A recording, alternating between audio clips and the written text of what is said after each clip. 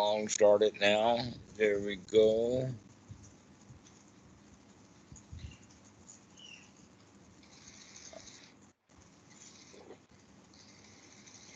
All right, are you there?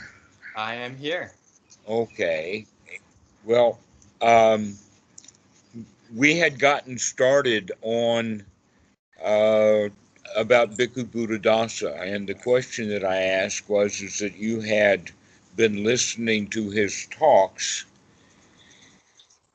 uh, and that I was telling the story that at least on once a month that he would give a talk starting at about 2 a.m., and this would be on the night of the Patimokkha, and that the talk then would finish about the time for the monks to go on Bendabat, which would be, uh, let us say, sometime after 4 a.m. and sometime before 6 a.m. I think, in fact, occasionally monks would leave to go do morning chanting, but that most of the monks that were staying at Wat Suan Mo regularly didn't go to the chanting. Bhikkhu Buddhadasa was not a fan of the chanting. I think that that's actually true in general of the forest tradition. That it's the most of the chanting is done by the monks who are in the cities, both for ceremonial, for the benefit of the lay people, as well as having regular morning and evening chanting. That was also true, by the way, in the United States, that most of the monks that I met in many of the temples didn't do morning chanting, but evening chanting was dependent upon who was around. That if it was a day when there were lay people around at 6 in the evening, then they would roust up enough monks to go do evening chanting. So, in a way, it sort of was done for the benefit of the lay people. Uh-huh. Um, but anyway, back to Bhikkhu Buddhadasa's talks. Much Yeah. of what I remember about him was by sitting with him when there was only myself and he, or another one. James was often there. Uh, and this was happening before Santicaro's time. And so what I remember about Bhikkhu Buddhadasa was either he was laughing all the time or he thought I was the biggest joke he'd ever seen because he was laughing. Now there is a sort of a dichotomy in the iconography between um, let us say the pictorial or the statues that you'll find in Thailand versus the kind of statues of the Buddha that you'll find in various thousands or millions of Chinese restaurants, Yes. which is a guy named Hoi Toi. Do you know his Thai name? Uh, I don't remember his Thai name unless it's Budai. No, it's Prasangajai. It's what? No, wait a minute. That's the Cambodian name, Prasangachao. Prasangachao. If you look at those three words, the word Chao is like the Chao Phraya River or Uh-huh. Chao Wat, and even Praputa Chao. So this guy is named in Thai Prasangachao. Prasangachao. Does that ring a bell for you or have any significance? That name doesn't ring familiar to my ears. Okay, how about the meaning that I just gave you? Uh, that's how I would probably interpret the Dao part is, other than the pra is just your usual prefix. Mm-hmm. And then Sangha, I'm assuming that this is the same as the Sangha in your sense of, the community of monks or the broader community. Ah, I'm not sure. yes, exactly. All right. Now, that's the Thai name for him, but he's a Chinese caricature, and there are two prominent features about this guy that are not pictorial of the iconography of the Buddha himself. What are those two characteristics? Actually, there's a third, but it's not important so much. Uh, he's got a massive grin on his face. That's number one, exactly so. Number I wouldn't two call it a is grin, I would call it a frozen ever. laugh. Sorry, what was the second one? He's got the biggest belly you've ever seen. Oh, all right, right, that he was fat. And that the depiction of that fatness comes from the fact that his pendabat was well done. And the story behind him is that he would pick up articles on the road that he walked by and creatively carve them into a child's toy. Uh-huh. And then he would give the toys to the children in the area where tomorrow he expected to go bendabat.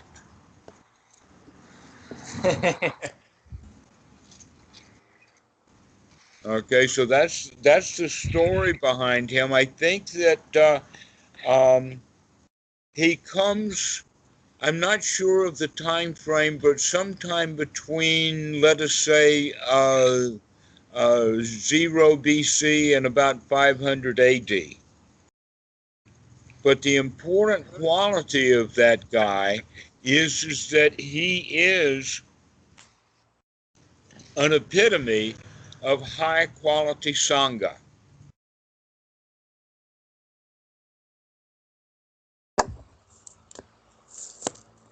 Now, by the way, the third characteristic, which is kind of interesting and makes it really a little bit strange, and that is that he also has a mala. Yeah, this was what I would have said as a third. But that one didn't strike me as significant. Oh, it does. Haven't you heard of Mala Gandhana Vepana Dharana Visukadasana Veramanisa Kabadam Samadhyami?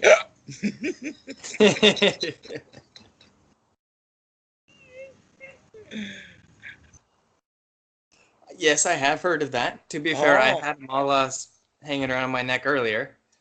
yes, okay. So the Gandhana is the garland, a garland of flowers, which is very, very, very commonly given out all throughout South Asia and Southeast Asia, except that the garlands are given to religious people in India and other places. But here in Thailand, who gets those garlands of flowers? Who gets garlands? Yes, rock stars. Say whoever you feel like giving it to. Pardon? Whoever you feel like giving it to. No, rock stars. Have you ever been to any public performances in Thailand? Not rock performances. I I mean, do. no, I'm just never mind the rock star. Public performances, whoever it is, I've even seen comedians get garlands. Sure. I mean, like if you go up and you do dance or music or whatnot, people will give you flowers. I've had that happen to me before. Never. Right, right. So Of you're it. seeing how common it is. In fact, that Yeah. that giving of the garland is also associated with Buddhism. You'll find people who are stringing flower pieces together on string for sale in front of temples. Yeah. Yeah. Okay. So we're talking about something that's deeply buried into the culture in a way that let us say that mullahs did get into the culture of Islam and into the culture of Christianity, but not the same way that the garlands were.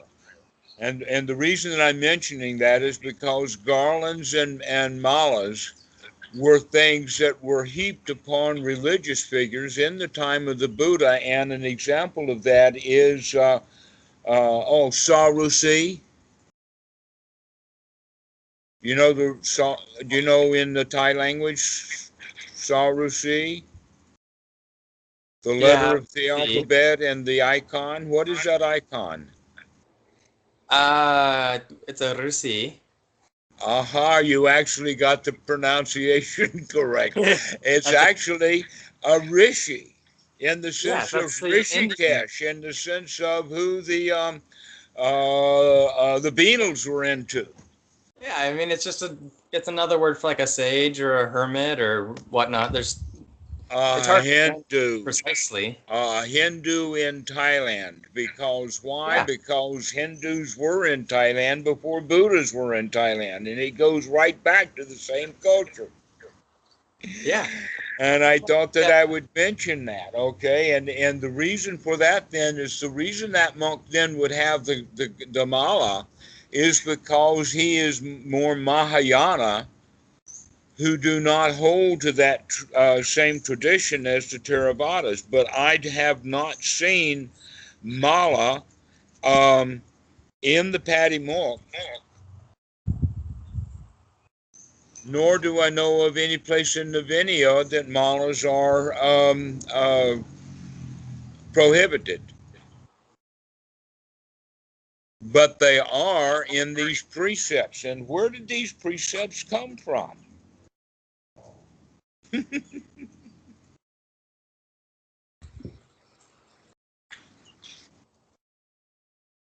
So what I'm pointing out is that there's a huge amount of Buddhism in Thailand that's not Buddhism at all.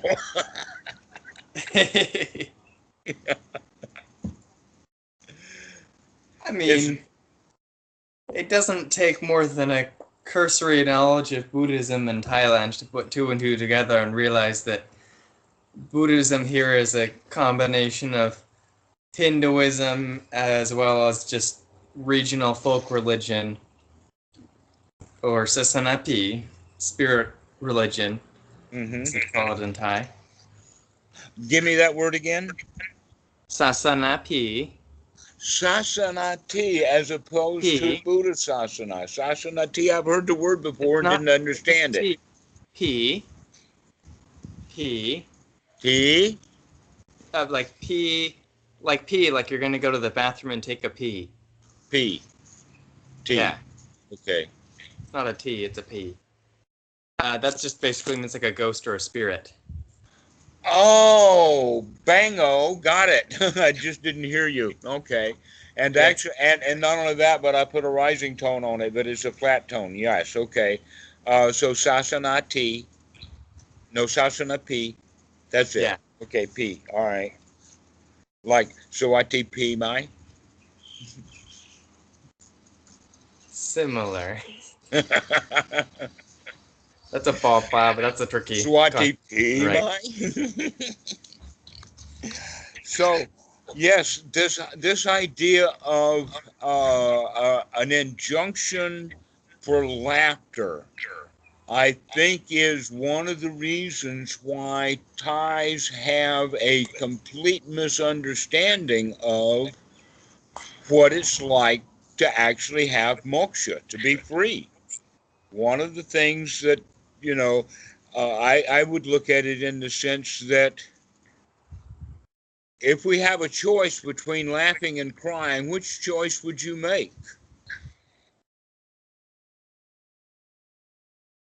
And in fact, when we talk about the let us say the void or the distinction or the middle ground between them, between laughter and between laughing and crying, is almost always the sad sack position,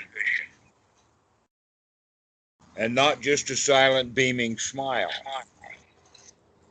Uh huh. And I got that from Bhikkhu Buddhadasa. He was the only Thai or any Buddhist that I ever was around who thought that the injunction for laughter was incorrect.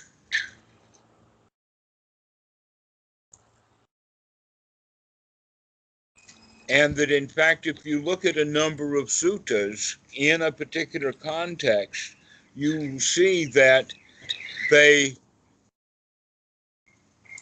and there can be a question about when they were written, because some of this stuff comes out of the Dinga Nikaya, and the general consensus is that the Dinga Nikaya was at least compiled and edited around the time of Asok, which was 150 years after the time of the Buddha, give or take a lifespan, and that the reason that the Dinga Nikaya was compiled was to try to convert even more Brahmins. Right. And so some of the stuff in the Dinga Nikaya actually looks like that it's ridiculing Brahmins. the Brahmin, right, ridiculing the Brahmins. Flat out ridiculing them in the Brahmajala Sutta number 1, where you have all of these ways of gambling with bones and dried tea leaves and all kinds of stuff. Have you read that sutta? Oh, it's a very exhaustive list, most of which makes no sense. Well, they make no sense because those games are not played in modern day times. Correct. I get the point of the list, but it's kind of like a list of... Like everything that you could get today. Imagine 1,000 years ago, where they're trying to pick through an English language that had become, because the people had dropped bombs or something on themselves. And they come to this casino list of things that people did in the casino.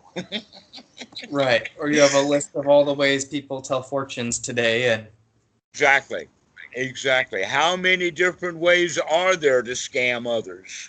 I think that the Buddha had an exhaustive list there. Yes. And that gambling seems to be quite popular still. Gambling is very popular in Thailand. Gambling is also quite popular in India, even the very poor. I mean, if you want to see just how popular it is, go to any market the morning of the lottery and you'll see people swarming, and including monks. Monks will not go out to buy lottery except the morning of.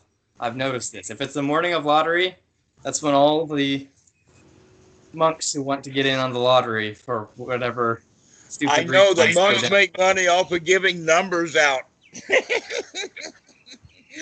for the national lottery. I know. But actually, the worst part of the gambling is wrapped up with the mafia in the villages. Oh, and then there's the underground lottery, which is... Well, there's not only the underground lottery, there's the card games. Oh, yes. And the card games are what, in fact, you could go so far as to say that I'm on Koh Phangan because of card games in Udon Thani.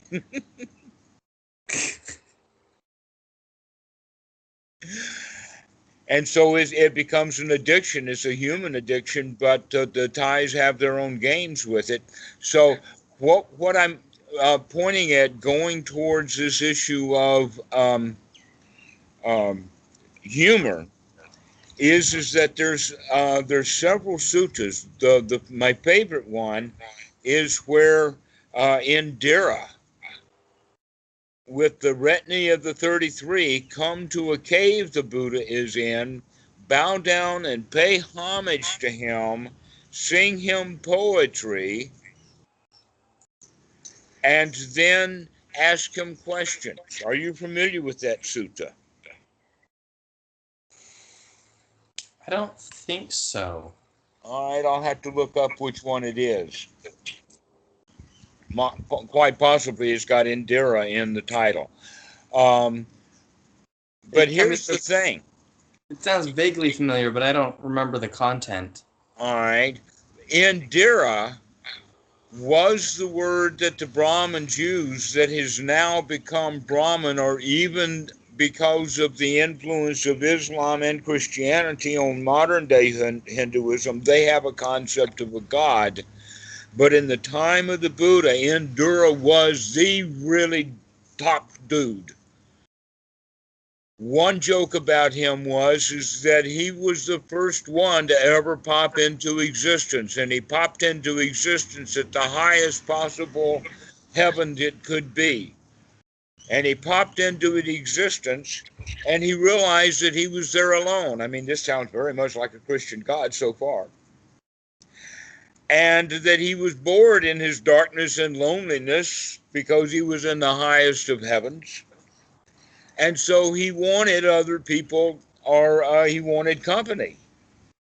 Meanwhile, at the same time, other beings were popping into existence because it was their own karma time to do so. And Indira was the one who decided that he was the one who created them. That he was taking credit for things that happened naturally. He got into the habit of doing that, and he continued to do it forever, thinking that he was eternal and he was the guy who did everything, when in fact everything happened without him at all. So that's the guy, Indira. He's the guy that comes to this cave with his retinue of 33, including all the equivalent of the Titans, Asuras.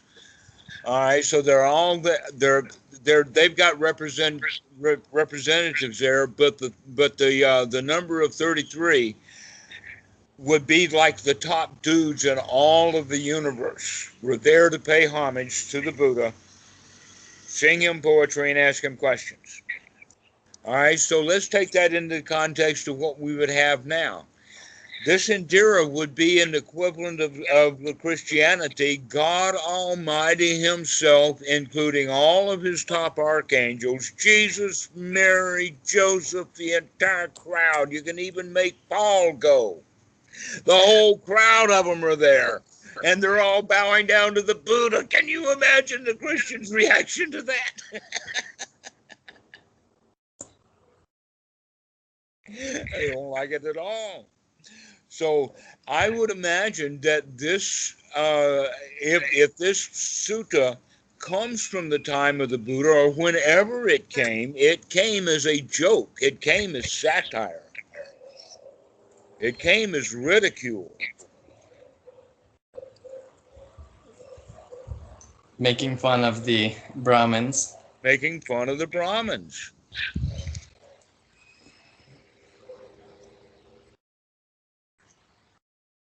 But it's not the only one.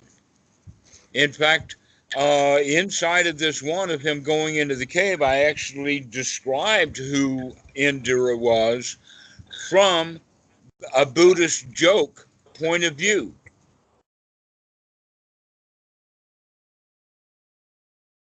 I think it is also quite humorous the way that the Buddha, this is in Sutta 100 in the Majjhima Nikaya, where someone asked him questions about, do gods exist or not?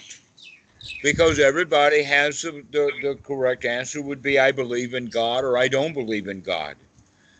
But you know what the Buddha answered? I know that gods exist. Certainly they exist. And so the guy was startled, and he questioned himself, well, how can you say that when most people say that they just believe? And the Buddha again restated, I know that gods exist. And in the next paragraph, he says, I know they exist because all of these gods exist in the minds of fools.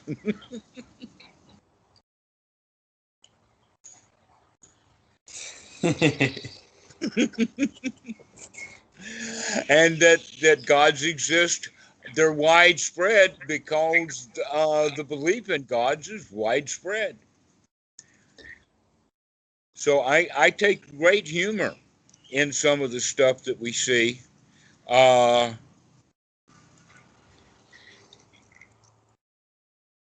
in various reactions to other religions. And yet, in modern times, for some reason, I think because religions in the West for centuries now have had the experience of, instead of matching wits and jokes like they did in Asia, they matched swords. And in order to keep the Christians from killing the Muslims and keeping the Muslims from killing the Christians, and they're not really very successful at that either side. But in order to try to prevent it on a mass scale, they try to teach each other to respect other people's religion. Mm-hmm. And you'll see them in trying to find unity. I remember getting involved with that as a monk in North Carolina, is trying to find common ground, was what the quest was, finding common ground. And that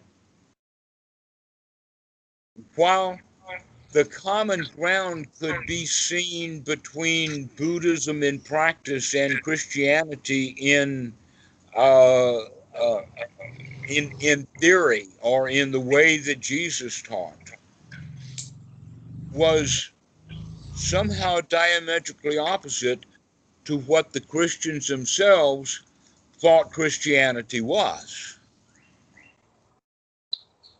That it was when I was a monk in North Carolina, I began to see how deep the racism was in the Christian community there. Not because they were against Buddhists, because at least Buddhist was white, but in fact, what the problem was is that they could not take the altruistic view that Jesus took. Mm. The altruistic of the Good Samaritan, the Golden Rule, of render unto Caesar the things that are Caesar's, and all of that kind of stuff. And what I got from the Christians instead was that Christianity knows the right way to do things, and it is their obligation to make sure that the world operates according to their belief system.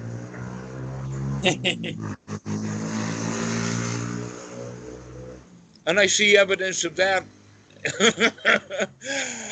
all over the place still. In fact, the thing that's really amusing about that is look how closely related national or white nationalism is to Christianity.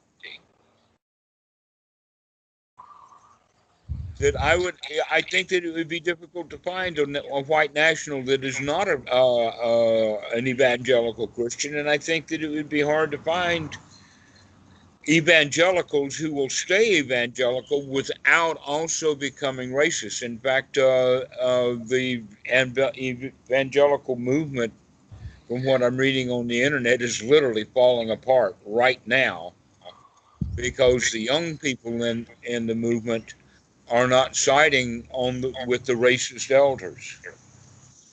Yes. And that this is a very interesting thing that's happened in the United States, if we can get off of the Buddhist humor for a moment, is that because Obama was elected in 2008, you had a major backlash, which by 2016 gave Trump and the white nationalists um, a way of coming out, that in a way that they couldn't, somehow that it was wrong or something to be racist. That whole idea got started in the 1960s, and so they had to take their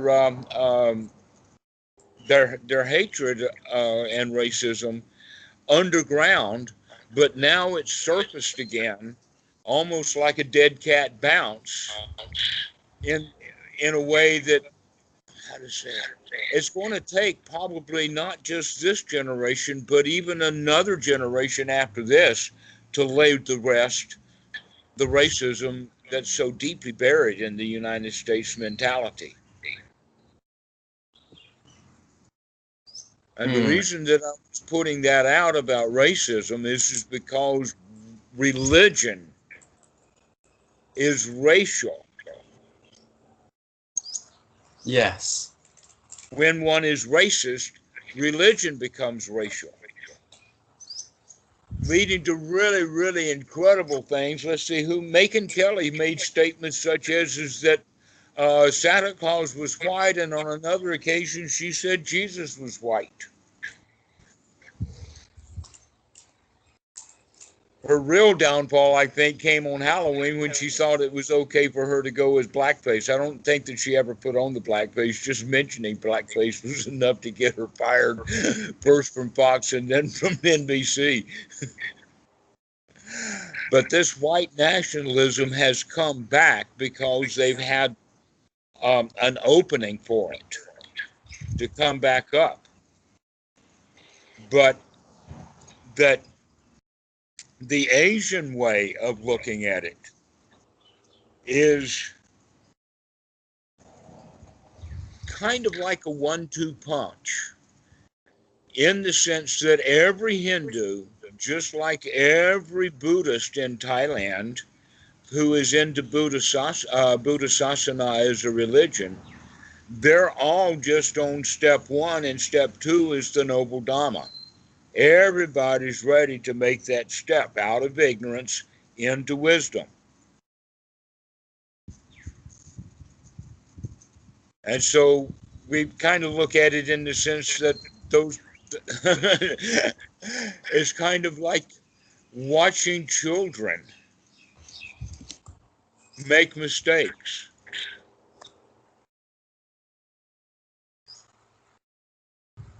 Because of the way that we look at it. But it seems that, at least in the West, the more religious a person is, then the more instinctually oriented he is. In the sense that the survival mechanism is there and on guard and in service, therefore being subject to fear, that the fear of that person is easily manipulated. Because they're instinctual, they're with that second instinct, they have sensual desire, which manifests itself in greed. Greed is easily manipulated. You probably even heard that you can't cheat an honest man, that you can only cheat a greedy man. Why? Because you've got to make him to be foolish enough so that his greed is stronger than his wisdom. And when his greed is stronger than his wisdom, he can be manipulated.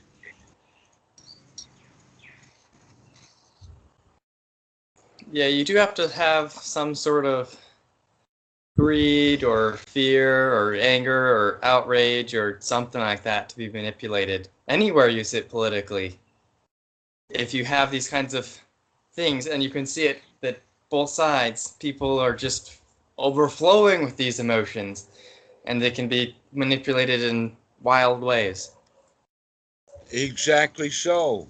And that then is politics. Even if we take racial things out, there will still be manipulations of greed and other ways to teach people to hate. What they fear most is that the people start hating the wealthy. So they want to keep them racially divided. By keeping them racially divided, the foolish who are hating and afraid of the others because of their differences, they will not wake up to the wisdom of the fact that the people who are actually against me are the people who are lying to me, telling me to hate the blacks. And I guess that's kind of what happens.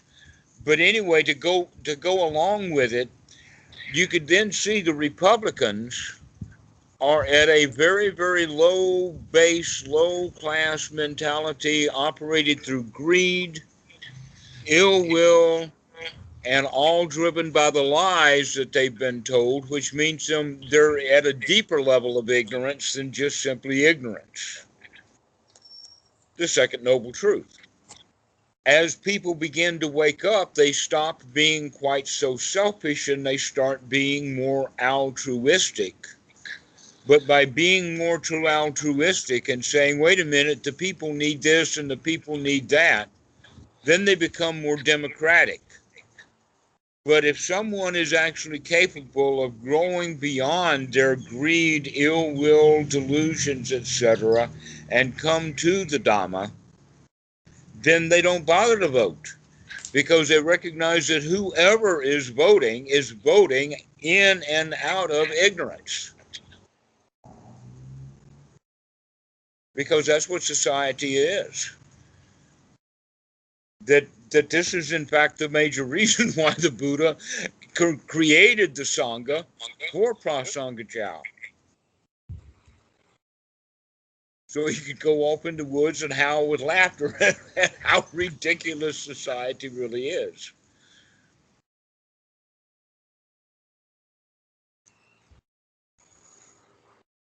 And it doesn't matter whether it's social or capital or democratic or even, and Bhikkhu Buddhadasa talks about it in the sense of a benign dictator. But the problem with the benign dictator is that the benign dictator is going to be overthrown very quickly by a malicious dictator. And Bhikkhu Buddhadasa has extensive, I don't know if they're talks or writings, I've only seen them in written form, but I think they may have originally come from talks about Dhammic socialism. Mm-hmm.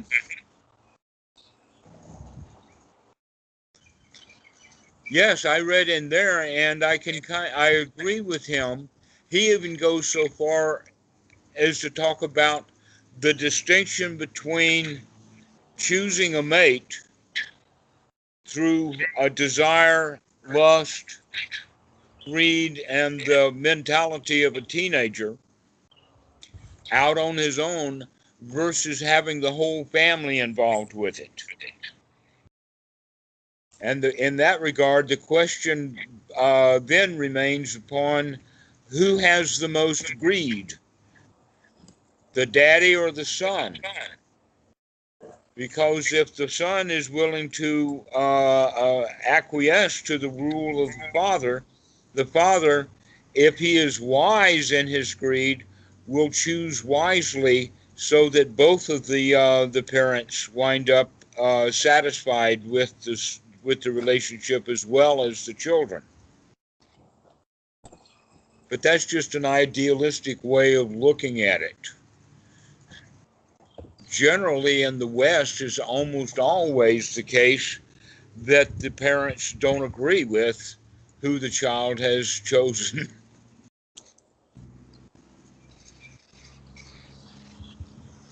But that may be more to do with the various castes and class that exist. In fact, I hear that in the United States it's getting even more so that way. I wonder what's going to happen with relationships in that regard, because I see there's certainly problems with, let us say, when I was in India, that I saw that the way that the Indians did it was quite problematic. Quite problematic, especially for the girl and her family, because their dowry system is all backwards. And in China, in fact, you might know about this. Let me see. During the Opium Wars, from the 1830s, up through the 1850s, there was a mass exodus out of China because of the Opium Wars and civil unrest and things like that. And one of the places that they came was to Thailand. Yeah. and that this was also coincided with the time that Bangkok was really, really growing, so that very close to Lumbini Park is a huge Chinese section of the city. Lots of gold shops, and every sign on every building is Chinese. Right. Yeah, what odd. And that in fact during those days the Thai government passed laws against, let's see how many things. One was no Chinese, no, they had to do it foreign language, no foreign language schools, no foreign language newspapers, because they wanted to what do you say, indigenize the Chinese population, and they did that fairly well.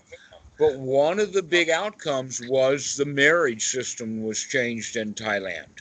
It wasn't just about indigenizing the Chinese, it was also homogenizing the various ethnic groups, right? Because Thailand is composed of, over a dozen major different ethnic groups with different traditions and so forth. And so they created a national narrative and basically invented a Thai culture, which is sort of a combination of a few of the main Thai ethnic groups, and said, this is kind of our whole people. And now if you ask people, what are you? They'll say, everyone will say, I am Thai. But 100 years ago, that didn't necessarily mean anything because it's a modern invention. Exactly. I don't know what the South Thai called themselves, other than what's the word for South? It sounds the same word as Thai, I think. Pak Thai. Yes. Okay. Say that again for me. Pak Thai. Thai. Thai. Okay. But we do know that up in the Northeast, they call themselves Eastern. It's still called Eastern. The cuisine and the food and all of that is there. The question is, the groups that you're talking about, the diverse, became what is called Central Thai, because it was associated around Utia, Bangkok, over to Rayong, and the east. Let's see. I forget. All the way over to the west would be Kanchanaburi. And Yeah. so it was, and Nakorn Penang and that area. I know that what you're talking about there. Yes, that they tried to make Thai all Thai. Yes, they made the Thai people by sort of taking a mix of everything around Bangkok and said, this is what everyone's going to be. Mm-hmm. It's especially clear how odd that is in the north, because there are enough of these different ethnic groups that have maintained their culture. Even my wife's from central Thailand, but she's not ethnically Thai, and she'll tell you that, partially because she doesn't look like she's from central Thailand, and she says, no, I'm Mon. I'm not, she is Thai citizen, sure, she was, her parents were, her grandparents were, so on, but she's not ethnically Thai. Anyways, so Yes, much there's fast also many of those ethnic groups that are very proud to wear their original clothing, especially when they go to Bangkok. They have a lot of heavy dark reds and blacks and whites woven in with the colors. Some of them will wear the brass rings around the neck that are more famous in Burma than they are here in Thailand. But the Hmong sometimes wear those too. You're talking about the Korean people. Yes. What's that name again? Korean. Korean. Yes, that's exactly right. I was familiar with them. They were in Bangkok. You can see them out on the street, often in groups. There are so many different groups. So many different groups, and they just kind of decided, no, we're going to create this national identity, and we're going to start dressing more Western, and heaven forbid people eat noodles, because noodles are a Chinese thing. That's how pad thai was invented. Pad thai was invented basically as an alternative to, say, pad see ew. You know pad see ew, right? With like the Yes, big. yes, pad thai, pad to you, I know. I mean, pad see ew is a Chinese dish. All the guitiao, all the noodle carts, right? The noodle soup, guitiao, comes from Chinese. So Yes. pad thai was an invention of the prime minister at the time to create a Thai noodle dish to combat these pesky Chinese noodle dishes that the Thai people were enjoying. Uh, That's why it's named Pad Thai. It was along with the creation, the change of the name and everything else. It was part of creating a national history. So they invented this dish. He gave a story. It was his like ants or something, but in reality, it was just we're going to try and erase some of these pesky ethnic groups away and create this Thai identity out of thin air, and it worked brilliantly. yes. It's hilarious to watch the Ministry of Culture here and all the things they come out because they're trying to create a culture essentially. There's they have this romantic and they're inventing a past. They're inventing this is how people used to dress, with very little regard for what it actually was like in the period they're claiming to represent. You were probably in Thailand for the whole hullabaloo. When was it? It was in 2011 or something, when some girls went topless in Bangkok during Songkran, and the Ministry of Culture flipped and said this is an offense against Thai culture, and so on and so forth. When for most of the history of the and most of the peoples in the area that's modern Thailand, topless was the norm for women. In fact, at the same time, they got a lot of flack for this. They had an artistic representation of a bunch of devas, Tewada, Uh-huh. and guess what they were wearing on top? Nothing. Nothing. But they are still trying to claim this whole Thai culture that that this exists, and of course, part of that is wearing a top, but that's not Thai. That's the Western, the culture edicts that were passed. What you're telling me fits in precisely with something that I know about from India. And that is that the women wore saris, but they did not wear them in order to protect the breasts. They would just kind of throw that extra piece of cloth over the shoulder. It wasn't until the British came to India that started making the women there wear these little halter things that are so common in India now. That Uh, still show the midriff, but it's actually a little shirt that cuts off right below the breast line, and yeah, has short sleeve shirt to it. I mean, in exact same style, in my wife's people's traditional clothing, one of the articles is what's known in Thai. It's called a sabaya. I don't remember her language's name for it, but it's basically a long cloth, and you wear it draped over a shoulder. And there's no practical way that this is going to cover up your breasts or your nipples. It's just tossed on. I've worn them. There's a male version, and I've worn it, and it just flops all over the place. Like, it's not hiding anything. It's purely decorative. Actually, what you're doing is that you're looking back over a long, long, hundreds and hundreds of years of clothing to realize that it's only in very recent times that people have stopped dressing like they did in the time of the Buddha. Yeah. And it is in its Western influence. Is Oh, only after the Western ships came. Otherwise, in Thailand, we would still be dressing the way that we dressed all of this time because it's been culturally acceptable. I mean, if you go to the hundreds, there are temples around, at least in northern Thailand, where I've spent more time. But you can go to temples with paintings that are 400 years old, and I love them because they show the Portuguese. You don't think about the Portuguese here, but they were the first Europeans that came here. And the Hmm. paintings are very interesting because they show village life, and there are boobs everywhere on inside the temple, in front of the Buddha statue. There's these paintings, and then there's the Portuguese, and they've got their shirts and their fancy pants and their helmets and so forth. But then if you go, there are a number of temples around here that are not particularly old, but within the last century, and all the paintings on them have this new they're done in the historical style, kind of telling a story of what things were like before. But everyone's wearing shirts. All the men, all the women, they're all wearing shirts and pants and stuff. The pseudo-traditional style, the modern story of what the past was like. That's very interesting, especially since you've heard probably, and it sounds to me to be true at every temple in Thailand, that there is a dress code Yes. that has to have your knees covered and midriff covered, etc., like that. But all of that style of clothing is a Western adaptation. And now the Westerners are coming to the temples and are being shamed into the fact that they're not dressed well enough to come into the temple.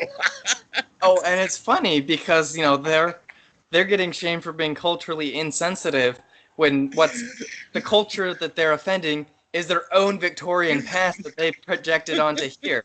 Exactly. Isn't that hilarious?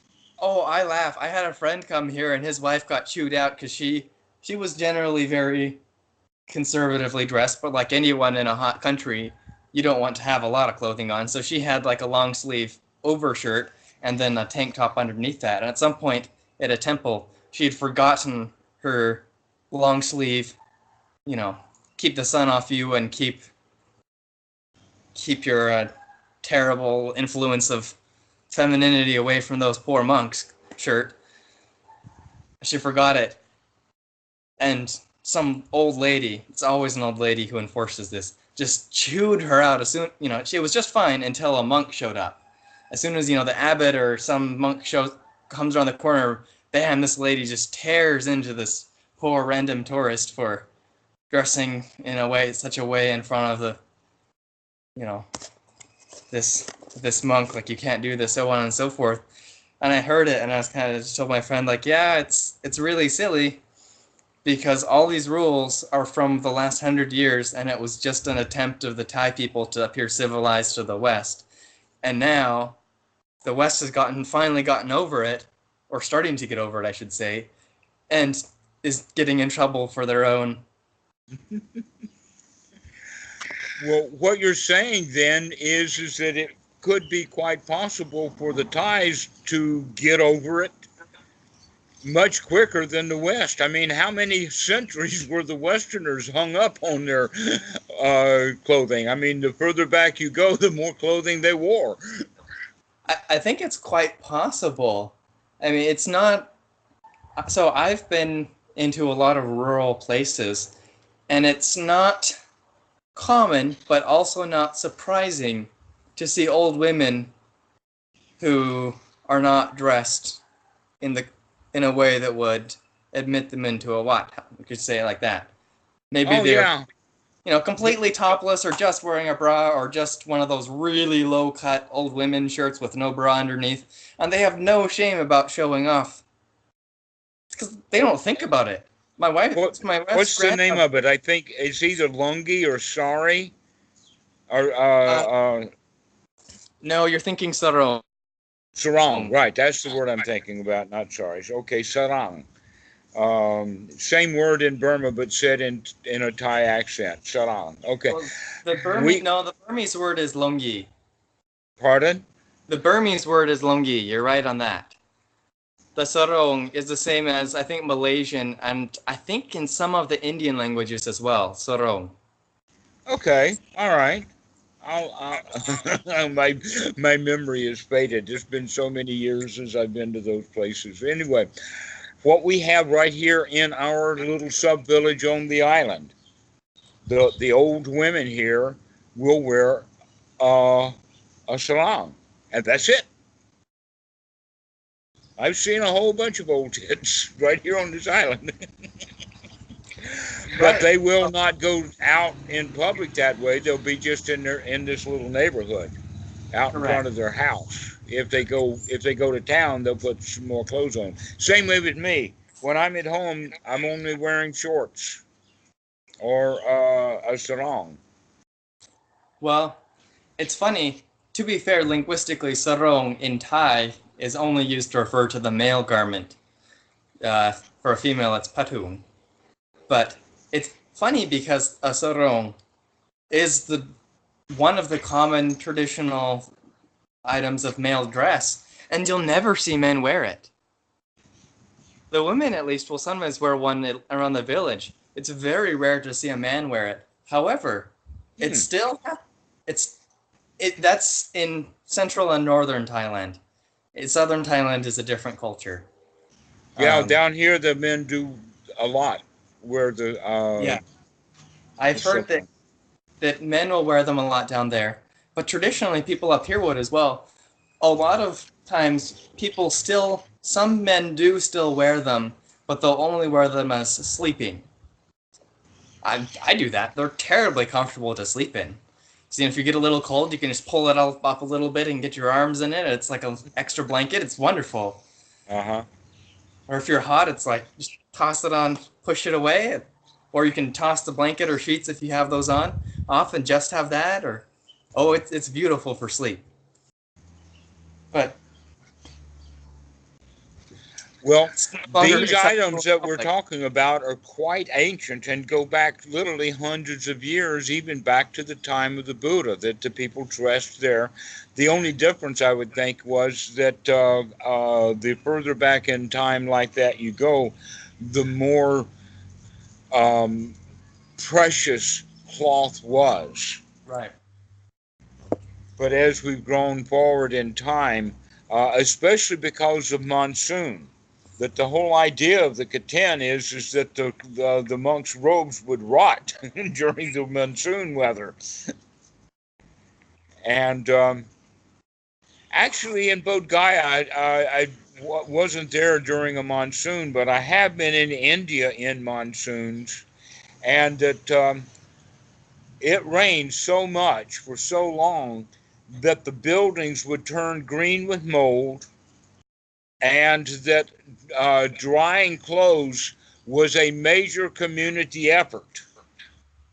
That there would be one large room that everybody came and put their laundry in to dry, and that they had cooking pot or char pots or whatever of coal to try to heat the room up enough to get the clothes to dry so that they could wear them. Oh, But the interesting. room was full of clothes. Almost everybody's clothes in the entire village was in this room. I mean, that reminds me of all the times that I've stayed at temples at the Wat here. And man, during rainy season, whatever monk is in charge of doing laundry, or anyone who does the laundry on their own, man, once you get like just a few minutes of sun, it's like a mad frantic race. Like, okay, we've got our chance to do laundry. Hurry, let's go, let's go. Everyone's rushing to get everything washed and hang out because like we've only got a few hours for things to dry. That's in fact the whole rainy season is the reason why I probably have 10 sets of clothing, because I simply can't deal with less, because once it's rainy season I either have to sit around in stinky clothing or sit around in soaking clothing or have a little bit more clothing. So that's a story of how I have a week's worth of clothing instead of the 3 days, which I think is more reasonable, but I just can't dry the stuff. Uh-huh, uh-huh. Except that one of the best advantages of not wearing any shirts or top at all, no matter who you are, is during that rainy season, you don't have to worry about uh, clothing unless it gets really cold. When it gets cold and we want to find a place, to get, but basically it's better to not wear clothing because the clothing that you would wear would be damp. Yeah. So, giving that now, one of the things that we do know of is in the past at least 75 years, we have had polyester being added to the clothing. That almost never do you buy a cotton shirt that's actually all cotton. Now, what I'm getting at is that in the old days, clothing during the rainy season would not just be moldy and smelly; it would actually rot and tear. And so the Keten ceremonies were to repair the robes that had been uh, Falling apart. affected by falling apart, the robes that Falling were apart on falling the apart. monks. And so that was what the Keten time was. The word Keten actually means a primitive loom. Yeah, it was the frame that Yeah, you'd sew on, right? the frame that you sew on, exactly. And so it would be 4 sticks. It would be at the corners to make um, a frame, and then you would mount the clothing on this frame for stitching together. And so uh, when the monks would receive cloth, they wouldn't receive a whole robe. They would just receive pieces of cloth that they could use to in the Keten ceremony, so that at the end of the ceremony, everybody wound up with a decent robe to wear. To where nowadays the whole idea of the Keten is useless, because the second time that I ordained, I got a robe that was the largest robe that was available. I think it was 220 uh, centimeters, Uh-huh. which is slightly more than 2 meters. And so that robe, as the outer robe, I wore that the whole time. There was never a need to change robes. And yet some monks, and in fact the one who would be the most characteristic of this would be Bummi, who was he was the abbot of the Lao Temple in Washington, D.C., but he was also the senior ranking monk of the Lao tradition in the United States. And he constantly wore 2, 3, or 4 robes. But he wouldn't wear any robe for very long, 1 or 2 or 3 days, and then he would give it to somebody, because everybody wanted those robes. Those robes, in fact, would be ironed and put back together as a package to be given out as a favored gift to a monk to be ordained in. And so there you wind up this entire robe swapping business that goes on. And the place that was really interesting was in Fremont, California at Keten time.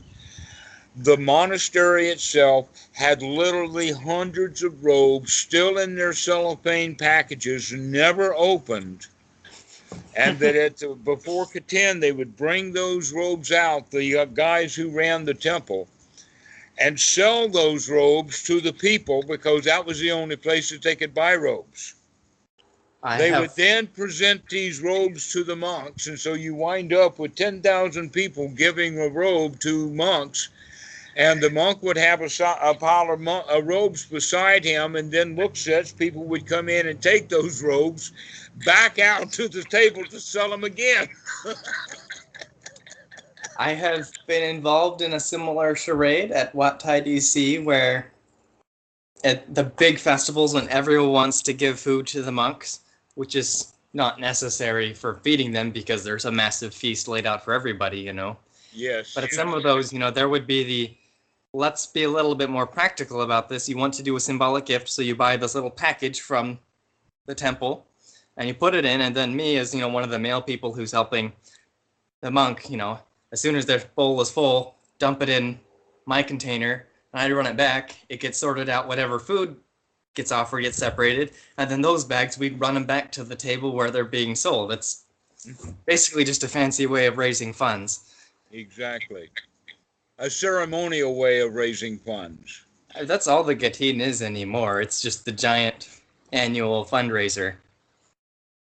The temple I like to go to here, in fact, they do it, they don't do there's the 2 kinds of Gatin these days, right? There's the kind of some individual and whoever they invite does it, and then there's the whole community of everyone who comes offers.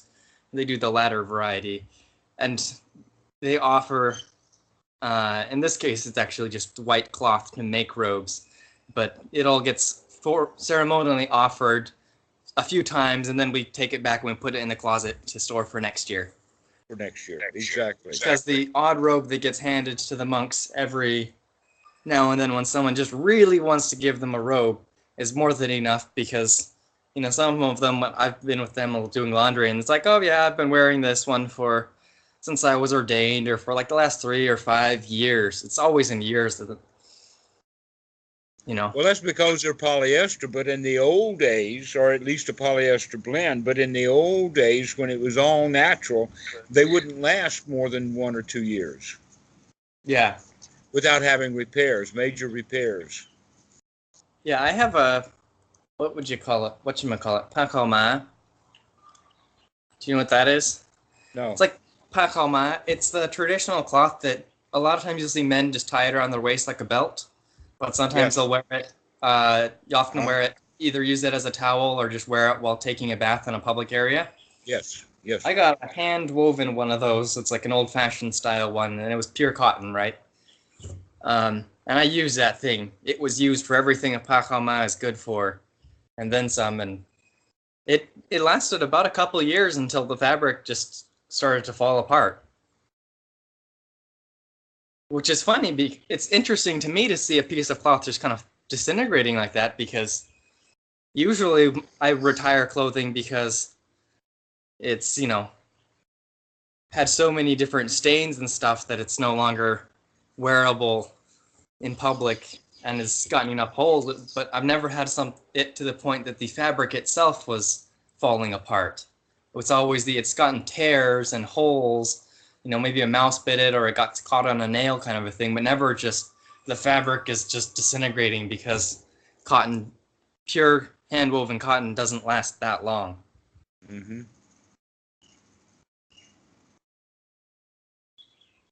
There is a closet in there.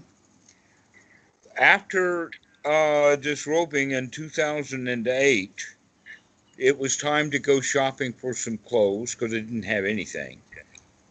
Those clothes that I bought then are still in this closet here, and most of them are still wearable. There are some T-shirts that were black that has begun to fade, but there's at least a couple of them that don't look like they faded at all. And so we're talking mostly that those clothes are about 10 years old, and I haven't bought much of anything since then. I used to have a lot of older clothing, but then I haven't done much replacing of clothing, as it's kind of worn out of the cycle of wear out in nice public clothing, wear around the house. Okay, wear only when gardening. Okay, it's like irredeemable for that. Now it's like a wiping rag or something. But I have to say, when you drop the amount of clothing you have, it wears out much quicker, especially with the effect of the sun here drying Mm-hmm. it. I feel like in America you could have clothing last for ages, but that's because you had a closet with like 100 sets of clothing and so on and so forth. Here, when I have about 10, I can notice that, a shirt has a life cycle and I can see the beginning to the end, and it's not terribly long. Do you wear a shirt just out of habit, or do you only put on a shirt when you go out? Um, I don't sleep in shirts, and if it's hot during the day, I'll often take it off. And of course, they wear shirts out in public. Um, a lot of times, at least right now, because it's getting cooler in the morning, I will have a shirt on, because when get up in the morning and get out of my warm bed, it's cool, so I put a shirt on. And then it stays on until I feel hot enough to remember that I have a shirt on, and I take it off.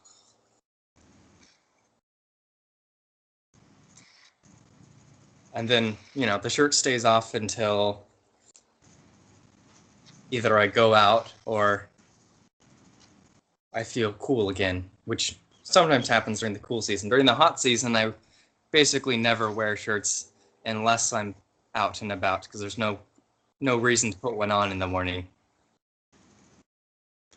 Well, I wear a shirt at least 3 hours a month. No, not quite. I put on shoes and will wear a shirt if I have to go into town. And now that I can do the banking online, I don't even have to go into town once a month. I've really got it easy here. And you have someone to do the 90-day reporting for you, so you're set. I'm sorry, what? And you have someone you have someone on the mainland that's doing the 90-day reporting for you, right? So you don't have to even head out for that. Actually, Tam goes over to the other island. It has to be done on Koh Samui. Ah, That in fact I've contacted the immigration office in Surat Thani, and they said, "Well, we don't have any of your records." Basically, what it is they've run most of their work out to the Koh Samui because most of the people are on Koh Samui anyway. ah, And so they've actually required me now. At one time, I wanted to do something at the office. I don't even remember what it was. It was in Bangkok. Oh, gosh, it was 4 or 5 years ago. And they said, "Oh no, you've got to go back to Koh Samui because that's where you live." And so that's the way that they've done it. In most rural places throughout Thailand that are nowhere near an immigration office, the police will do it. But here on this island, the police won't do it. They won't do the 90-day. And so you have to go over to Koh Samui to have it done. But that gives Tam an excuse to go shopping. ah. If only my wife thought that found 90-day reporting to be similar joy, and I wasn't the one who had to go and do it. Well, your office is actually kind of local to where, for Yes. us here on this island, it is literally an all-day, if not 2-day, operation. Yeah, see, for me, the nice thing is that it's, you know, the office is probably within 5 kilometers of my house, even. So it's a relatively short drive there, and then mostly just a several-hour-long wait time to hand them your little packet of papers and get a couple stamps and a printout, and you're done. Takes half a day, maybe.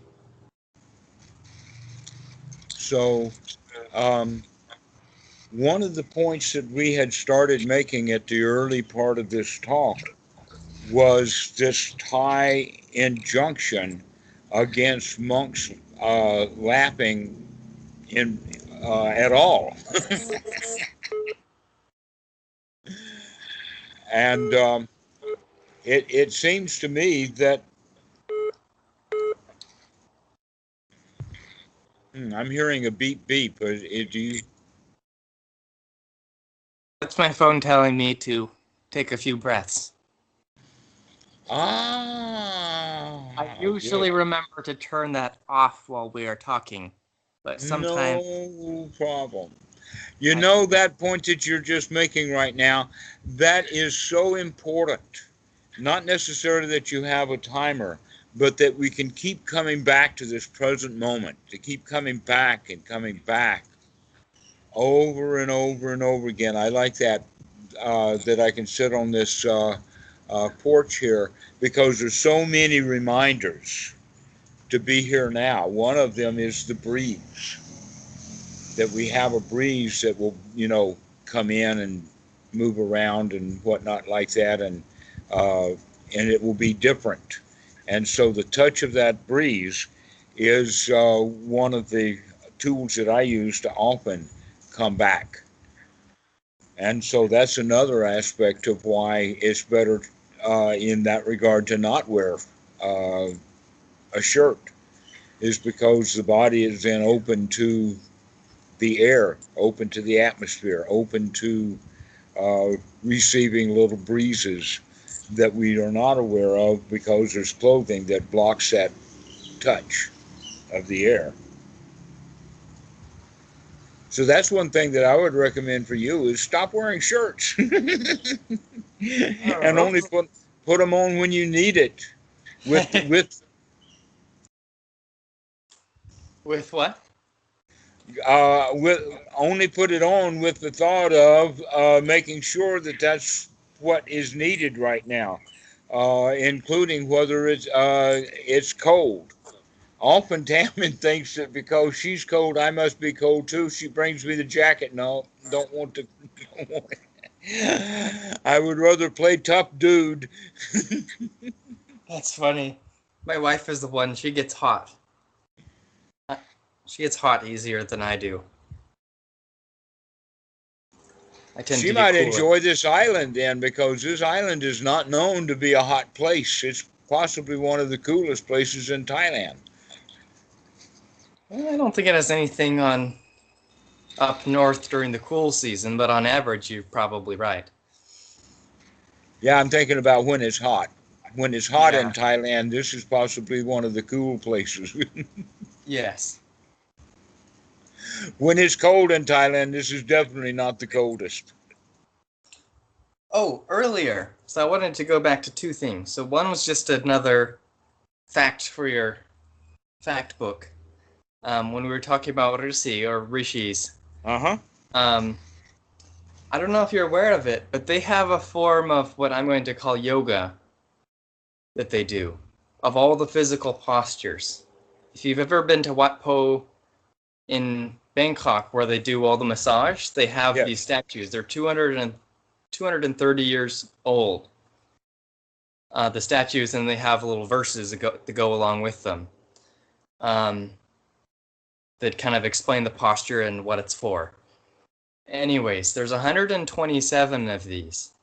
I once was reading a book. I don't recall the title. It was in Thai anyways. It was written by a member of the Siamese royal family who traveled extensively on behalf of the king, including to other countries. So he went to India and he saw a yogi performing similar things, and he said, hey, he told the local king there, we have that back in Siam too.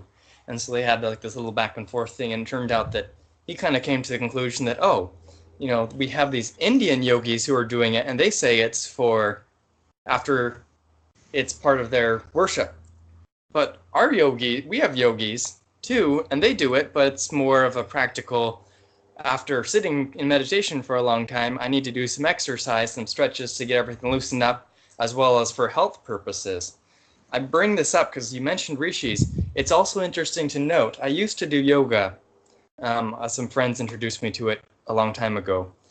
And I had a little period of time where I wanted to kind of find the original yoga. And it turns out it doesn't necessarily exist in terms of the hatha, the physical forms, where you're doing all these asanas. And all of those can only be traced back about 100 years in India. There's no written record or statuary or anything to say what physical forms people did.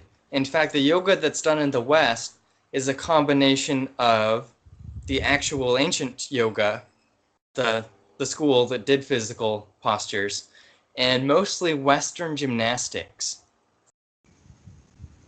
Most of what modern yoga is was Western gymnastics with an Indian flair. In fact, there's a European book on gymnastics that was in the library of the king, who was the patron, who basically brought yoga to the world. And that book European gymnastics looks almost the same, with just a few alterations, as modern yoga. Anyways, so the history of modern yoga goes back to that point, and as far as the postures goes, that's where it stops. We can't look farther back because there's no record. But in Thailand, that record goes back further, and I have yet to find any yoga people in the West who are aware that if they want to find old, authentic yoga postures, what postures did they do? They shouldn't be looking at India. They should be looking at Thailand, because in India they never wrote it down or made statues or anything, and the tradition basically died. And it was revived by one guy who combined it with a bunch of Western gymnastics, because most of his students were young boys who were really rambunctious, so they needed a very rowdy practice to keep their attention. And he used that as a trick. You know, we're going to do this gymnastics thing with a little bit of Indian wrestling and the traditional postures mixed in to try and calm you down, and then we'll teach you to focus your mind and the breath and so forth. But if you wanted to get old postures, the Thai yogins, they got these statues that are a couple 100 years old. These predate all of the yoga that you can find in the West and in India by over 100 years. Just to interesting fact for your fact book about Rishi. I So, have I have a so bit of an addition to that, a sister story that fits right in. I'm curious to hear it. And that is that I know of most specifically one monk who is at Wat Chulapatan. If I really wanted to get a hold of him, I know exactly how to do that. Um, if I mention Wat Chulapatan, you will automatically, I guess, assume that that's that's Bhikkhu Buddhadasa's hotbed in Bangkok. So I forget this monk's name because it's been 15 years or more since I've seen him. But he did yoga, and he had two books. One book was a kind of a modern book done in Thailand or Thai language, and it looked like kind of a coffee table book, a really well done book that had all of the postures done in really good uh, artwork. But he had another book, and the other book looked to be really old, really old, and that he was practicing the yogas and practicing out of both books, and was telling me about how that the modern stuff has had some changes to it. And Yes. so this guy, being a Thai monk, uh, doing that kind of stuff, I imagine that even though that it's kind of unusual for him to do that, but the practice or the tradition is not dead. No. The one that you're talking about, I know an example of one guy who's actually doing that stuff as asana for uh, Buddhism. Now you know that the word yoga actually is a very common word, and it like within the English language we have the word yoke Yeah, it comes from the same root. from the same root exactly. All right, so that word yoga or the yoke is those postures to practice, but that when you look at um, let us say whatever modern Hinduism there existed in the 1970s when I was in India, they had various kinds of yoga. There was hatha yoga and kriya yoga and bhakti yoga, and Yes. uh, there's a couple others too. But it's only the hatha that does the. I think bhakti is a devotional Yes. yoga, He's but devotional. But but hatha is the physical. It's the only one that actually does forms more than like maybe a seated meditation form. exactly. But the stories that I've heard about those practices were that they were invented by meditators, either Buddhist monks or rishis, which is only the what you would call the sort of the Hindu version of the Buddhist monk, Uh-huh.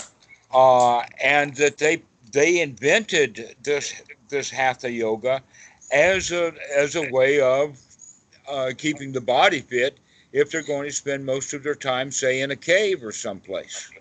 Yeah. That's what that old Thai old, I mean he's been dead for who knows how long. But that's what that one book he said, like, well, our rishi do this. And in India, they were doing the same thing. They'd sit in meditation for hours, and then they'd get up and do the whole exercise while keeping the focus on their breath. And it makes sense. Exactly. If you've ever And sat for a really long time, you get all sorts of stiff. Whenever I go to the Wat, I get really stiff, very, very stiff, because I'm sitting, and if I do any chanting or there's any sort of ceremony, I have to be sitting there, you know, either kneeling, which will get my feet hurt, or if I have to hold my hands up while they're chanting for a long time, oh, then my shoulders get tired from that, and then you're sleeping on the hard ground. I mean, my bed at home is slightly softer than the hard ground, not that much, but it all adds together and I get all sorts of stiff. And I think this is why they invented yoga, is because someone was meditating for a lot and they said, I don't have anyone around to give me a massage, so I'm going to do it myself. Mm-hmm. And Thai massage claims all its roots come back to the Hatha yoga of the Rusi. That's where Thai massage comes from, is basically they said, okay, you don't know how to do this on your own, so we're going to have someone push your body through these postures, and they kind of developed it from there, and now it's a different sequence and a different set. But it's the same thing. Getting Thai massage is as close as just an authentic form of yoga as whatever you're going to get taught in a yoga studio from someone in spandex.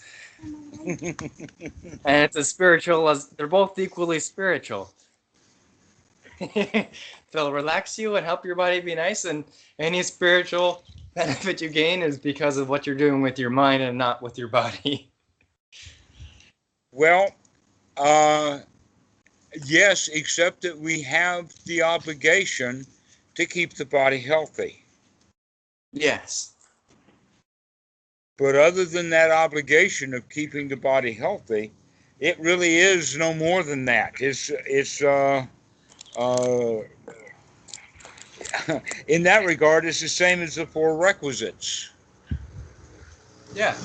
Just enough food, just enough shelter, just enough clothing, and just enough medication. Why? Because that's just enough to keep the body healthy enough so that we can enjoy the moment. I suppose we were talking about physical practices because you talked about sports and music and so forth last time we talked a couple weeks ago. And since then, I thought about it and I thought, oh, should I do yoga or, the Thai version of yoga? And I ended up deciding, now I want to go back to Tai Chi because I learned Tai Chi at the Chinese Cultural Center years ago. So I started doing that again. And one thing I've noticed is that in terms of practice, it's just like the rest of life. You notice, especially with Tai Chi, because you do it slowly, right? You can notice whenever you're getting anxious and trying to rush through things or you're getting tied up about something. So you observe the mind and you observe the breath, and it's mindfulness of the breath and mindfulness of the body. It's just in a different set of moves than walking meditation. I don't know. It feels like all of life is kind of like meditation, just in different circumstances with a little bit of modifications. It used to feel like meditation is what I do when I sit on a cushion, but these days it feels like eating food is meditation and walking around. It's what's happening, man. It's what's happening. Exactly. But that's one's right attitude. And it all matters. Whatever I was doing before I sit down for formal meditation affects my mind, just like whatever my mind is doing in formal meditation affects what happens in formal meditation. It's all just the exact same stuff. There's nothing different about it. It's all the exact same stuff that goes around and around and around, whether you're sitting or standing or walking around or laying down or whatever. It's just when you sit down or you go into a formal walking meditation, you're giving an extra effort and you're just cutting off other distraction. But other than that, it's all the same. I don't know. Mm-hmm. I don't know. I used to kind of try and figure out, how do you practice in everyday life? How do you do it? How do you do it? And now I look and I say, it's just the exact same stuff. I don't know why I used to get so worked up about this question. And now I understand when no one had an answer that satisfied me, because I was looking for... I gave you that answer. That's exactly what I've been telling you all along. Oh, I know. I've known this for a while now. It's just kind of funny looking back and going, when we first started talking, I remember Noah on Reddit. He mentioned that you had him doing all sorts of stuff in daily life, and he didn't do much formal meditation. And I thought, oh, I feel like that sounds really good, having, everyday life is that. Lots of teachers talk about that, but no one seems to give clear advice about it. So I should, talk to this guy. And then among that and all sorts of, who knows what other reasons are in my head, I ended up talking to you. And now here I am. I don't know how long it's been. And now I look back and I just kind of laugh and say, man, I was so worked up about that back then. I was like, it was the easy, practicing in everyday life is the easiest thing. Like, you don't have to know anything extra. You just do the exact same thing whenever you're doing whatever you're doing. That's all there is to it. Mm-hmm. That's why every book I read and looked at, and no one seemed to have an answer, because It's not a problem. It's not a question. It's not a question. That's why that answer is not in the book. And yet so many people have that question. Well, it's They because have teachers that will say question because they don't recognize that it's not a question. it's because teachers will point out to their students, and rightly so, that meditation isn't just about what you're doing on your cushion, and that it should extend to your whole life. And you read that, and no one really gives you more than like a couple really simple ideas on how to do so, because there's nothing more to say. But you read that as a student and you don't quite get it, and then you say, "Uh-oh, I'm missing something important now." Ah, let me share this with you because this is where it came to me from. You see, when I was a monk at Wat Suan Mok, there I basically, though I didn't take advantage of it as much as I could, I was basically in the vicinity of a good meditation teacher almost all the time.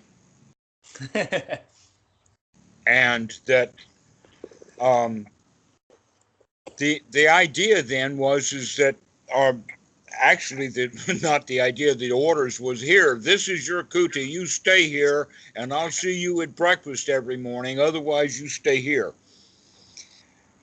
and practice. And so it took a while to figure out that, oh yeah, that's right, that means there's nothing else to do, there's no place to go, the only thing there is to do is to sit and practice meditation. And then looking at the Satipatthana, we can see, oh, we can make a practice of reaching, grasping, stretching the limbs, etc., like that. In fact, you could go so far as to say that people who were reading the Satipatthana Sutta of the Buddha in a certain way would actually invent the yoga that has become the form that we know of. Because they're not sitting on the cushion all the time, but they are sitting on the cushion enough that when they're off the cushion, there's nothing else to do except that which you were doing on the cushion, plus adding something else to that, like going to the toilet or grasping your food or the holding of the bowl or any of that kind of stuff. And I think I told you about it one time that Achan Po made Bendabat a literal minefield. I mean, it was an obstacle course, and he set it up that way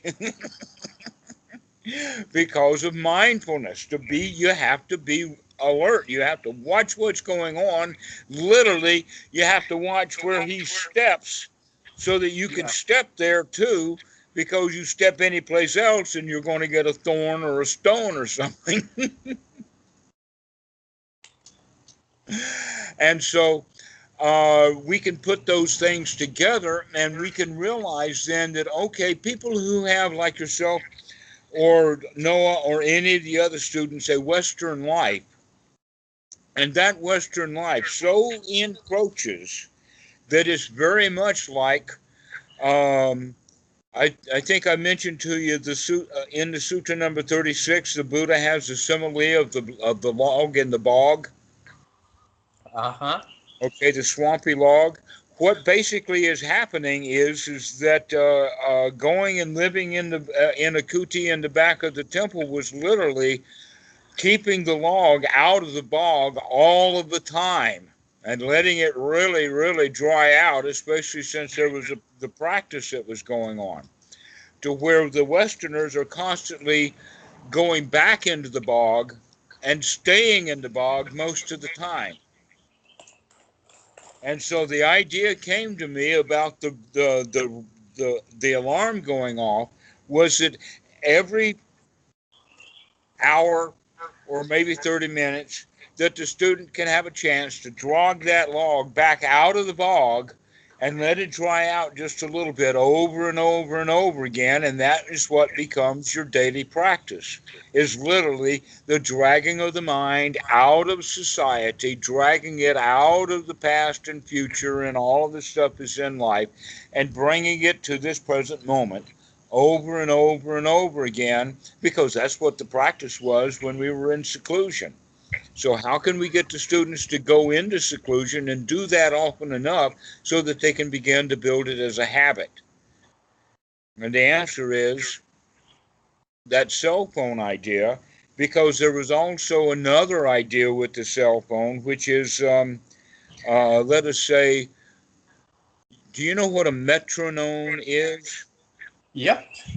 All right, metronomes have been used by monks for centuries to lengthen the time of their breath, so that they can, let us say, take the clock tick down to about 30, at 30 beats on the metronome.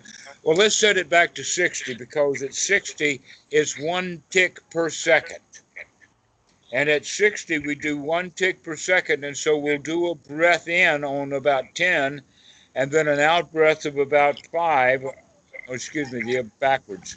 Do an in breath of about 10 seconds and an out breath of about, got it backwards In again. breath of 5. In breath of 5 and an out breath of 10, Got it. giving a total. That gets you down to about 4 breaths a minute. And learning to get the breath down, you see, everybody normally breathes at about 20, but as far as I know, most good meditators, they breathe at 4, 5, and 6 on a regular basis. And so using a metronome to begin to get into the habit of keeping the breath very, very long, a long, long breath.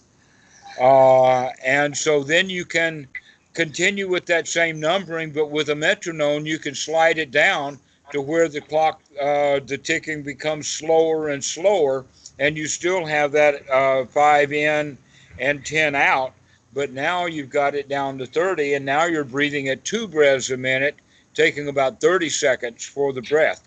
So this is something that's been well known and well practiced, not only in Buddhism, but in Hinduism for a long time, of getting the breath to go very, very slow using a device like a metronome. But now we have a better idea that we don't need to use the metronome that way. We need to use the metronome so that every tick is something. And the ticks don't come often. Ticks come every 10 minutes or so. But when that tick of that metronome goes off, that's the time to do the entire process again, to come back, to use all 4 of the immediate aspects of the Eightfold Noble Path. And that is right mindfulness. Well, right mindfulness was the tick of the clock. Combine that with one's right effort and right view, is to say, okay, whatever I was doing before, that was wrong view. Right view is to come back, take a deep breath, be here now. And the effort that it takes to do that and do it joyfully includes now 4 of the Eightfold Noble Path, which is right, right mindfulness, or right sati, to remember to do this, one's right effort to come out of wrong view into right view, which is one's right view, and these 3 things circle around each other, bringing on that joyful practice that we have, which is one's right attitude. And we do this with every thought. We're back on the path. We're right back on the path.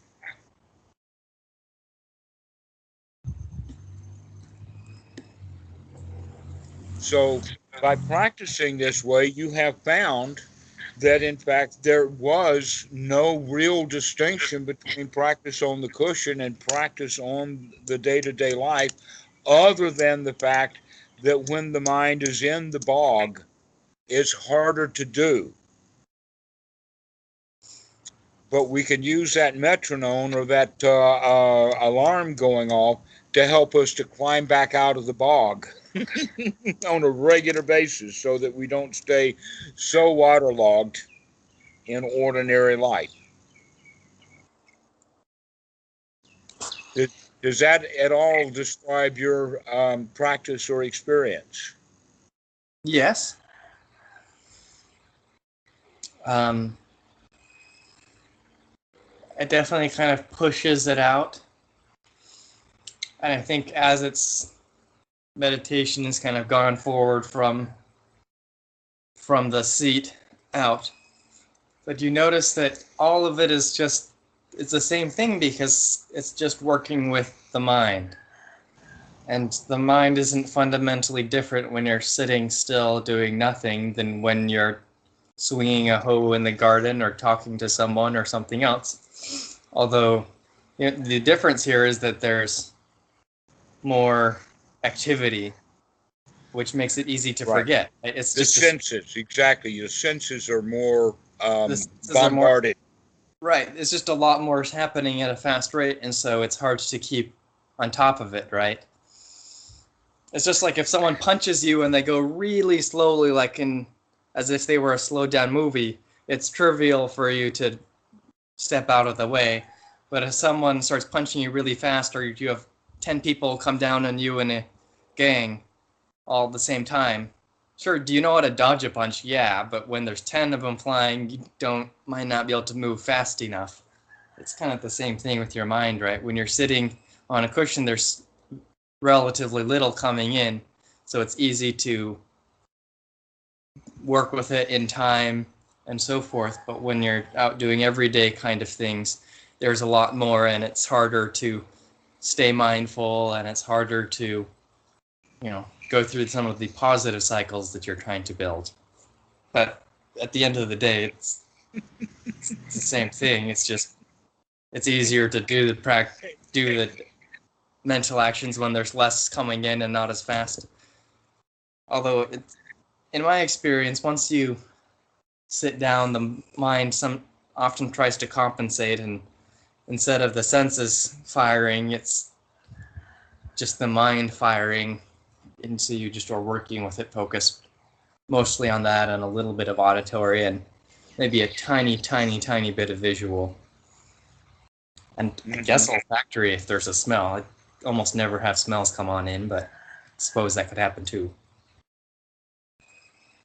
Yes, sometimes it's possible. If there's Touch is also possible. There are wind and mosquitoes and bugs, but overall, you've really cut down on the flood of sensory information coming in when you're in a nice, quiet, secluded meditation seat versus... That's the whole point.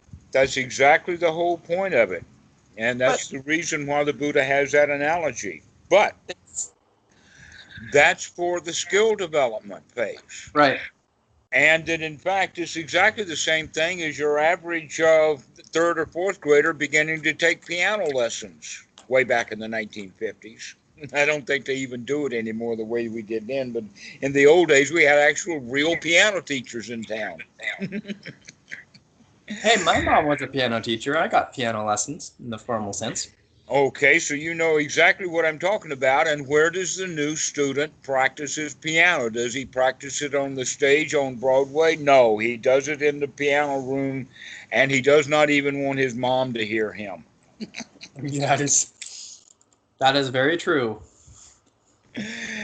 Okay, so that exact same seclusion for exactly the same reason that we want to get in seclusion for practice of meditation, is to get away from it all, literally. And the question is, how can we then go back in and be immersed and still gain the benefits of the meditation? The answer in the old days was by taking this guy off of the cushion in the meditation hall and put him in a kuti way back in the woods on his own, and let him figure out for himself what his meditation is. And if he's wise, he's going to practice out on his kuti in the back of the wat, exactly the way that he was practicing on the floor sitting in meditation. Unfortunately, I can't take you and put you in the back of the temple there. Hard I've been trying lately. I know you've been trying to get me down there for a long period of time to do just that. So I the feel only option I is feel the go ahead. times of the lay life. There's the wife, and there's the fields, and there's the house, and it's hard to sit in the back of a kudia when you have these things. Right. But we also know that life is such that there'll be opportunities in here and there to go and have some private practice. But what we need to understand is that while it is enormously beneficial, it's not ultimately going to be your life. That in fact, I've had students that had to deal with that, thinking that even because the only thing that he ever saw of a monk's life was by doing a retreat at Wat Soan Mok, not realizing that the retreat is not the same thing as the way that the monks live their lives, that no No, monk is in retreat all the time. no, no. Maybe there's a few who are trying to enter jhana until they die or something out in the middle of the forest, but I've never been to find any who are remotely close to that. I'm being scolded right now.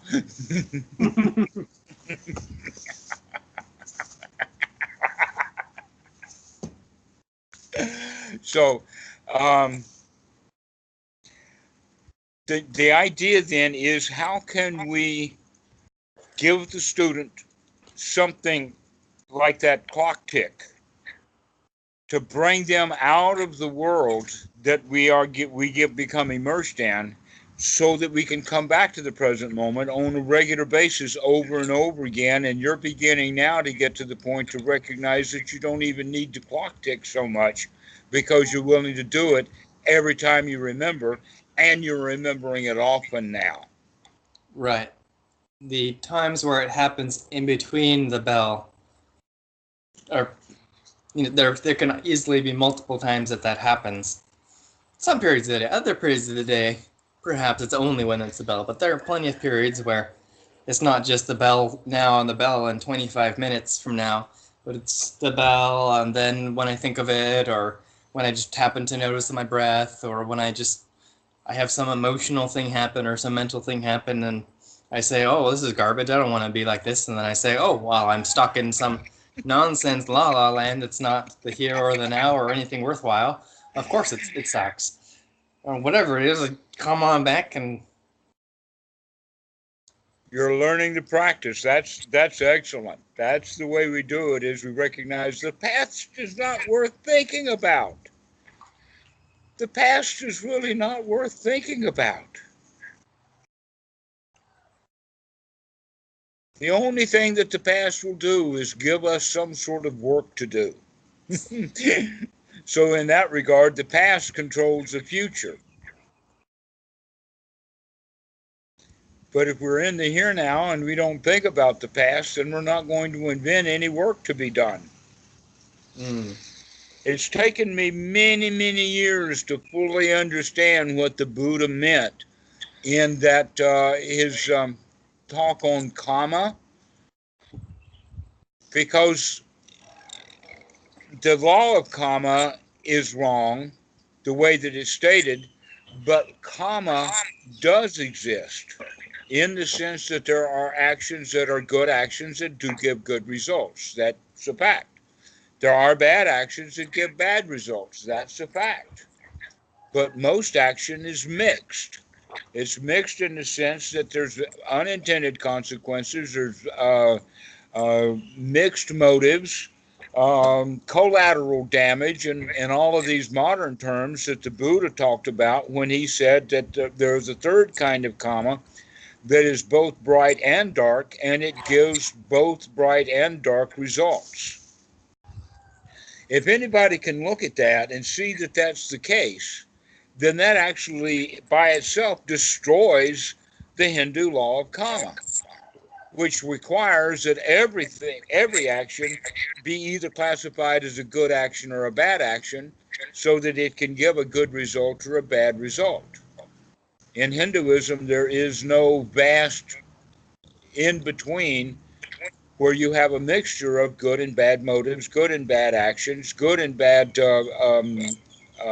wisdom mixed with ignorance, and all of the other kinds of possibilities that can come. But there is a fourth kind of karma that really nails it shut. And that is the kind of karma that is neither bright nor dark, that gives results that are neither bright nor dark, but it is then the end of karma. The fourth kind of karma that is neither bright nor dark ends karma altogether. How can that possibly be? Well, here it is. If you are in fact avoiding suffering, and that's your number one goal in life, is to see suffering as that fast punch is coming, we are still faster enough to get out of the way. By doing so, then our actions become not dark, because we're avoiding suffering in this moment. Our actions are avoiding suffering for the future also. Now, as far as actions that are bright, normally in the law of karma, good action gives good results, but the good result is in the future. Store up your treasures in heaven, etc. And so in Thailand, we have that with the concept of Pambun, Saibat, Takbat, building temples, Kuten that we've talked about, giving robes to monks, penned about the whole 9 yards of it is all about lay people doing things for the monks in order for the layperson to take some benefit at a future time. That's basically what you see in almost every ceremony in Thailand. Yep. All right. But an action that is not right means that whatever I do for the monk, I do it because I like to do it, not because I'm expecting some magical karma machine to bless me sometime in the future. I'm going to take my benefit right here, right now. I'm going to give that monk a gift, and I expect him to receive that gift with the same joy and gladness that I'm offering it. And so in that regard, my good action is not a good action because it's already got the result. Therefore, it is not a good action in the sense that it's bright, expecting something in advance, or not in advance, but expecting results. That the whole Western mindset is getting results from action, rather than recognizing that the cause-effect relationship is almost instantaneous. If you don't get your benefit right now, then there's no benefit coming. Ones who know that stop doing things for benefit.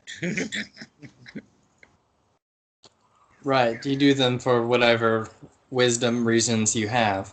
For the moment, for the value in this moment. But what happens with folks like that, and it goes down, remember before we were talking about voting and how Yep. people vote from fear, greed, ignorance, being lied to, hatred, etc., like that. As someone progresses, they stop voting.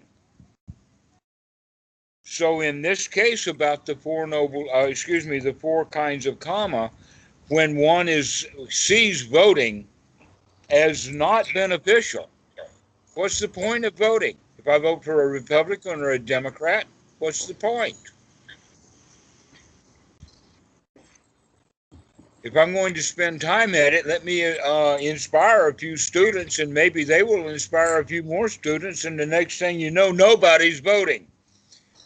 Not only that, but next time, not only is nobody voting, nobody runs for office.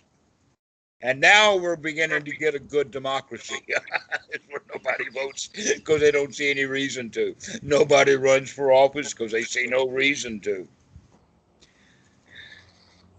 In that regard, coming to the point of recognizing that there is no reason to have good actions to give good results, we stop trying to create good results because we're satisfied with the results the way that they are now.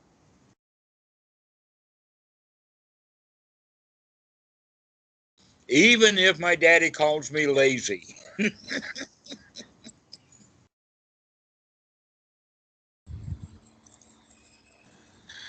And that also fits in with one of the sutras in the Sutta Nipata, where whoever is in the this sutta is saying, why am I running when I could walk? And so he slows down. Then he says, why am I walking when I could stand? And so he stops walking and stands. And then he sees a tree and he says, why am I standing when I could be sitting under the tree?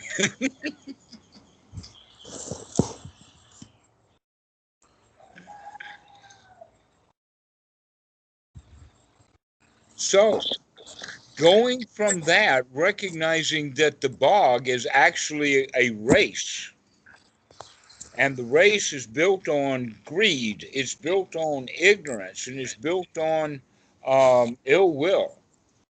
And that's what society is based upon and built on. That when we recognize that we don't need to be in that, that we stop behaving as if we're a part of society. And the best that we can hope for is a whole bunch of people start just dropping out of society. Not important.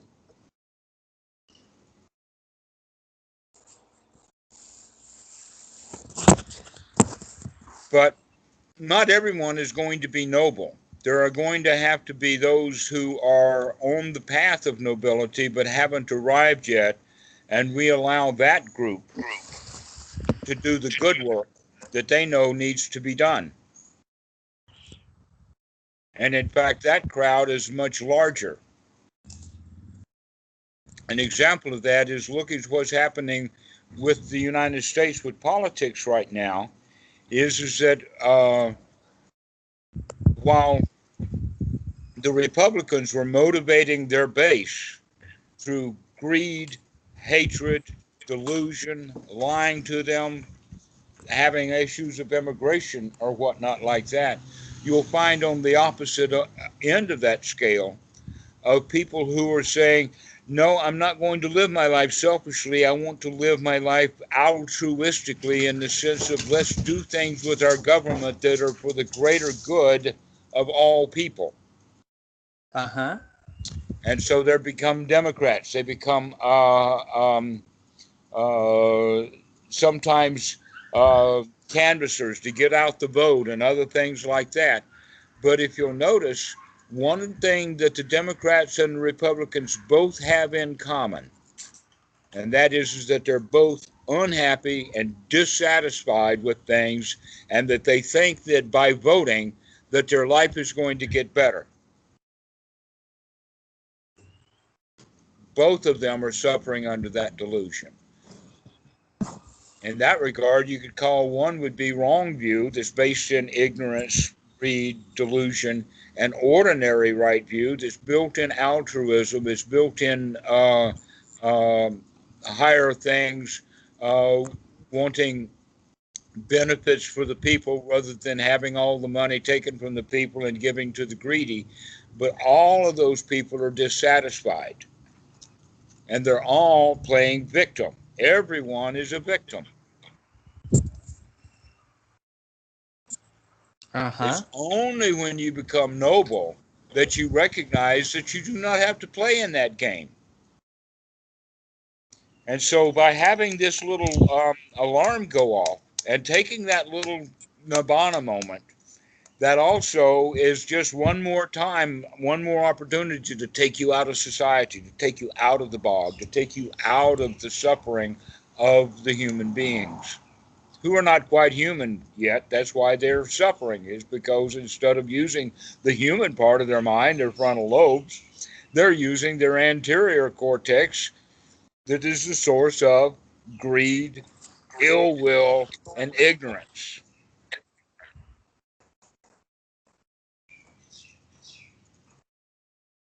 And so, whenever you ring that little bell, think about that second noble truth. Aha, right now in this very moment, I am free from greed. I am free from ill will. I am free from the ignorance of being involved with society.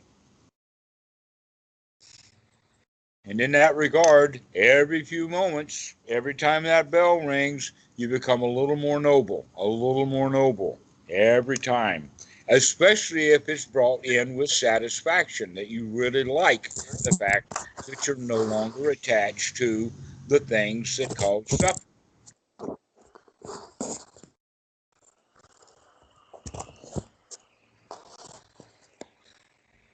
How often do you have your bell go off? Uh, lately, I think it's at like 25 minutes or something like that. Is that still the right time for you? I don't know what the right time is. I've had it set at 20 minutes before or 30 minutes. I think I kind of like this time right now. Okay. It kind of gives enough of a gap that there's plenty of opportunity to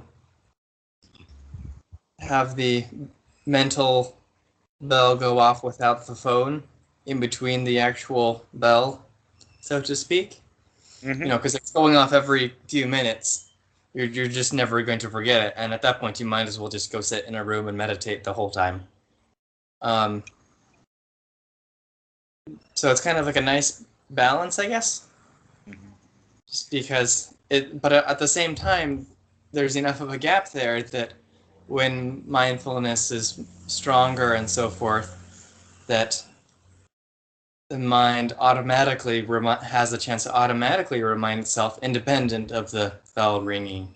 I think there's some value in that because I'm not glued to my phone. It's not always on my person. Sometimes I'm doing other things, or I've just set it on the charger or whatnot. And so it's good to have the habit where the mind does that independent of any external bell. I don't know. What are your thoughts on it? My thought right now is that you're practicing well. That this is something to get into a deep habit of doing. And that eventually you will no longer be dependent upon needing the bell. But for right now, I think it's still a good idea to keep it going. That's kind of what I think. I've noticed that as time has gone on, that there's more of it as an automatic, purely mental process. At the same time, there can be long periods where if there was no bell, that mental process wouldn't activate on its own. So it's useful to keep it on. But on the other hand, there are periods where that process is active enough that the bell is, only going off maybe 2 or 3 times an hour, but the mind is going off dozens of times, and the bell is Yes, kind of that is excellent. That's exactly what we're looking for. So you're progressing exactly correctly. That's exactly right. I don't know. I've thought about increasing the frequency again, but then I feel like there is a risk of it just becoming annoying, right? Because if I'm in a less what struggling for words here. If I'm in a state of heavy distraction, or so forth, I might get annoyed if the bell's going off very frequently, right? Because I'm heavy. If that annoyance comes up, you need to mark that annoyance right there. Oh, I do. If the bell happens and I'm annoyed, I will take a couple extra breaths just because that happened. Excellent. Good. But on the other hand, there is a hazard, right? If you make the path too hard, then the lizard brain might win and say, just quit doing this. You're adding unnecessary trouble to life, right? That's This is exactly right. this You is have the to monks. always find that sweet spot of practice. If we overdo it, then the reptilian brain will rebel. Exactly That's correct. I don't think that I would make it as a monk because I think that I would be too hard on myself and I would burn out. Most monks do, but Yeah. not Thai monks. It's the Westerners who burn themselves out. Let's be fair though, The most of years have been littered, literally littered with the carcasses of failed Western monks by the hundreds. let's be fair though. What percentage of the Thai monks 10 years down the road are